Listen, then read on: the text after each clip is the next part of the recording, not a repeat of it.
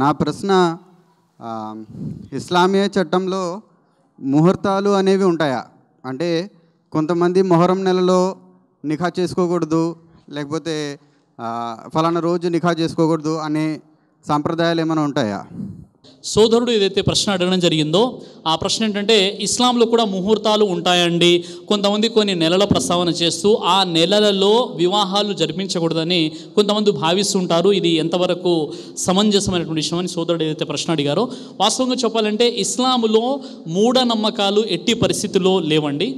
అదేవిధంగా కొంతమంది ముహూర్తాలు చూస్తుంటారు. ఏ విధంగానైతే గైర్ ముస్లిమ్స్ ఉంటారు కదా, వారి పిల్లల పెళ్ళిళ్ళు చేయించడానికి వారు ముహూర్తాలు పెడతారు.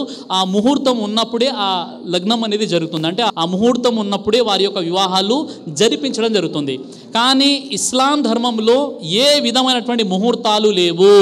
ప్రవక్త ముహమ్మద్ రసూలుల్లాహ్ సల్లల్లాహు అలైహి వసల్లం చెప్పారు, అదేంటంటే మంచి రోజులే నాకు మంచి శకునాలుగా కనిపిస్తున్నాయి అని 1400 సంవత్సరాల క్రితమే దైవ ప్రవక్త వారు చెప్పారు.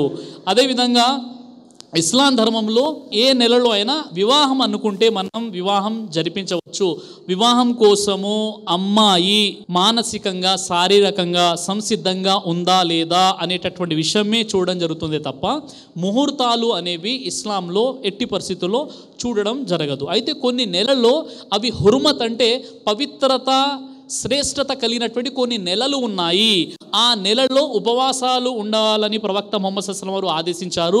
ఆ నెలల యొక్క ప్రాధాన్యత ఏంటో తెలియజేయడం జరిగింది. కానీ వివాహానికి సంబంధించి ఫలానా రోజు వివాహం జరిపించకూడదు, ఫలానా ఘడియలో వివాహం జరిపించకూడదు అనేటటువంటి విషయాలు ఎక్కడ కూడా ఇస్లాంలో ప్రస్తావించబడలేదు. పైగా ప్రవక్త వారు ఏం చెప్పారు, రోజులన్నీ మంచివే, మంచి రోజులే నాకు మంచి శకునాలు అని ప్రవక్త రసూలుల్లాహ్ సల్లల్లాహు అలైహి వసల్లం వారు చెప్పారు. ఏ విధంగానైతే ప్రవక్త ముహమ్మద్ సల్లల్లాహు అలైహి వసల్లం వారి యొక్క కుమారుడైనటువంటి ఇబ్రాహీం చనిపోయినప్పుడు యాదృచ్ఛికంగా చంద్రగ్రహణం ఏర్పడింది. అప్పుడు సహాబాలు ఏం చెప్పారంటే, ప్రవక్త వారి యొక్క కుమారుడు ఇబ్రాహీం మరణానికి చంద్రుడు కూడా సంతాపం వ్యక్తం చేస్తున్నాడని కొంతమంది అన్నారు.